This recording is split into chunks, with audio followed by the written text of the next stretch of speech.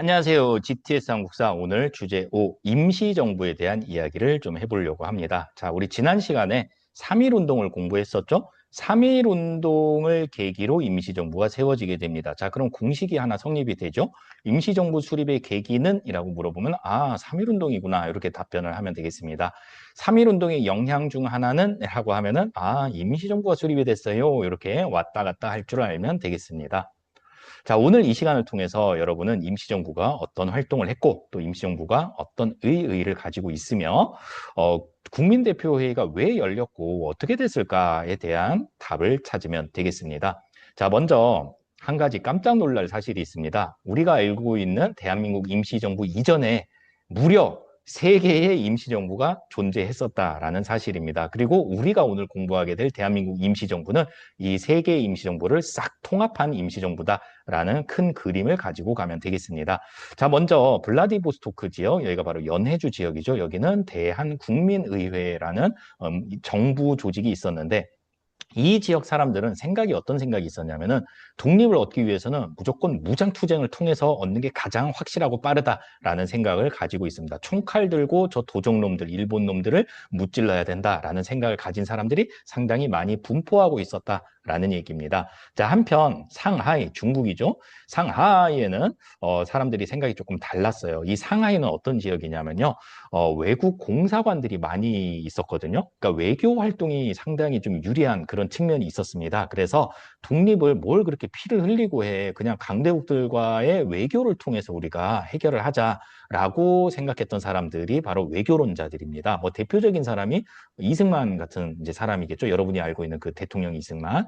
그 다음에 또 한편으로는 일단은 실력을 키운 다음에 나중에 일본이랑 싸워서 우리가 독립을 얻자. 일단은 실력을 키우자라는 생각을 가진 사람들도 있었는데 그런 사람들을 우리가 실력 양성론자라고 부릅니다. 이렇게 독립운동의 방향을 놓고도 다양한 생각을 가지고 있었다라는 얘기입니다. 참고로 대한국민의회, 그다음에 한성정부, 요거는 이제 서울이죠. 그리고 상하이에 있었던 대한민국 임시정부가 싹 통합해서 1919년 9월 달에 대한민국 임시정부가 됩니다. 자, 어디에다가 법통을 둘 것이냐?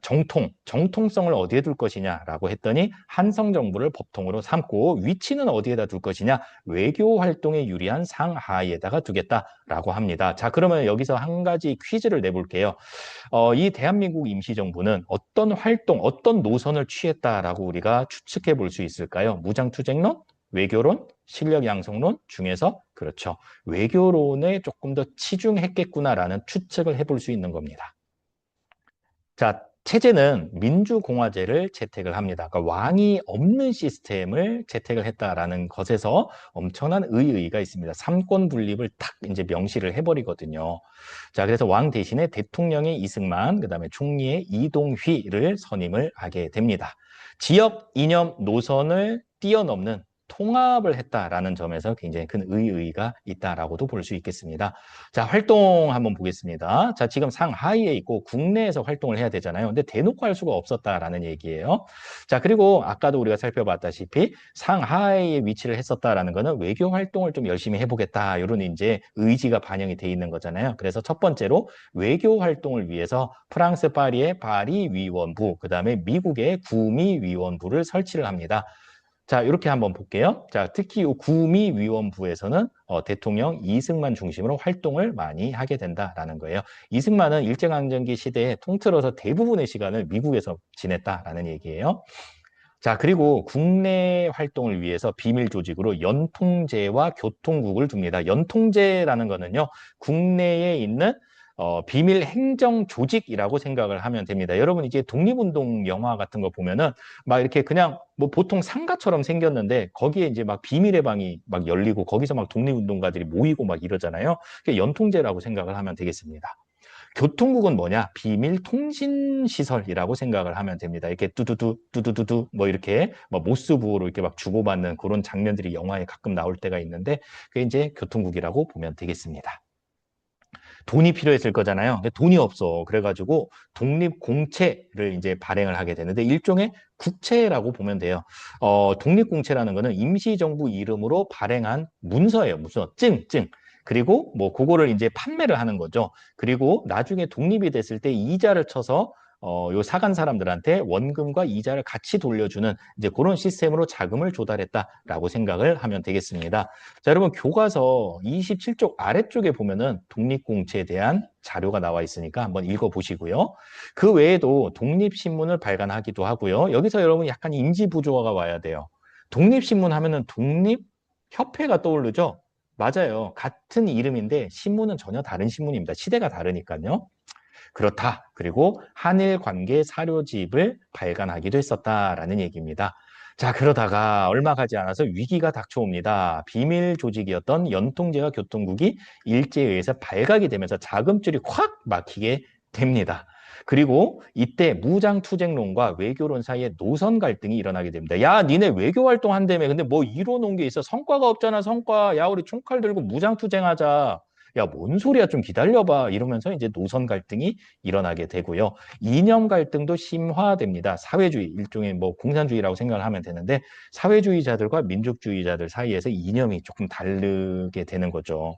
결정적으로 이승만의 국제연맹 위임 통치 청원 사건이 알려지게 되면서 신채호를 비롯한 독립운동가들이 상당히 비판을 많이 하게 됩니다. 이승만은 우리가 알고 있는 그 이승만, 국제연맹은 지금 국제연합 있잖아요. 그 전에 있었던 그 전신이라고 생각을 하면 됩니다. 1차 세계대전 직후에 만들어진 국제기구고요. 위임 통치 청원, 위임 통치를 부탁한다 이런 뜻인데요. 이승만이 이제 국제연맹에다가 이렇게 부탁을 하는 거예요. 우리 평화를 위해서 국제연맹 너네가 일본 좀 압박해서 물러나게 하고 그 다음에 너네 국제연맹이 우리나라를 일정 기간 동안 통치해. 뭐 이런 이제 부탁을 했다라는 사실이 알려진 거예요. 그러면서 신채호를 비롯한 이제 많은 사람들이 비판을 하게 되는데 특히 강력하게 비판했던 사람이 신채호입니다. 이완용이랑 비유를 해요. 이완용은 있는 나라를 팔아먹었지만 이승만은 없는 나라를 팔아먹었다라면서 굉장히 신랄하게 비판을 하게 됩니다. 그러면서 임시정부가 상당히 지금 위기에 처해 있잖아요. 그래서 임시정부를 조금 개편을 하자라는 요구가 이제 올라오게 되면서 그래, 그럼 우리 마지막으로 한번 토론을 해보자 라면서 1923년도에 국민대표회의가 개최되게 됩니다. 자, 잘 됐을까요? 안 됐을까요? 이야기가 잘 되지 않습니다. 창조파와 개조파가 서로 대립을 하게 되는 겁니다. 창조파의 대표적인 사람이 신채호고요. 개조파의 대표적인 사람이 안창호입니다. 신채호는 이렇게 주장을 해요. 이미 임시정부는 수명을 다했다. 우리 임시정부를 해체하고 새로운 조직을 하나 만들어서 독립운동을 하는 게 낫다. 창조하자. 이런 얘기죠. 개조파는 뭐예요? 해체하지 말고 조금 보완을 해서 요 임시정부를 끌고 가자라는 이제 주장이죠. 그게 이제 대표적인 사람이 안창호인데요. 여러분 그 자료가 28쪽 교과서에 잘 나와 있으니까 한번 읽어보기 바랍니다. 자, 결국 국민대표회의는 결렬이 되면서 이승만은 탄핵이 되고요. 그 다음에 임시정부 체제를 개편하게 됩니다. 한마디로 오랜 기간 동안 임시정부가 침체에 빠지게 되는데 실망한 독립운동가들이 다 떠나요. 아, 나 이제 만주 가서 무장투쟁할래. 에이, 나 미국 건너가서 외교할래. 이러면서 다 떠나고 누구만 남냐면은 김구가 남아요. 쓸쓸히 이 파리 날리는 임시정부 사무실을 지켰던 사람이 김구고요. 31년도에 이 김구에 의해서 다시 임시정부가 세상에 주목을 받게 됩니다. 그 이야기는 우리가 또 나중에 한번 이어가도록 하겠습니다. 자, 여기까지 우리 임시정부에 대한 이야기를 마쳤습니다. 수고했습니다. 안녕!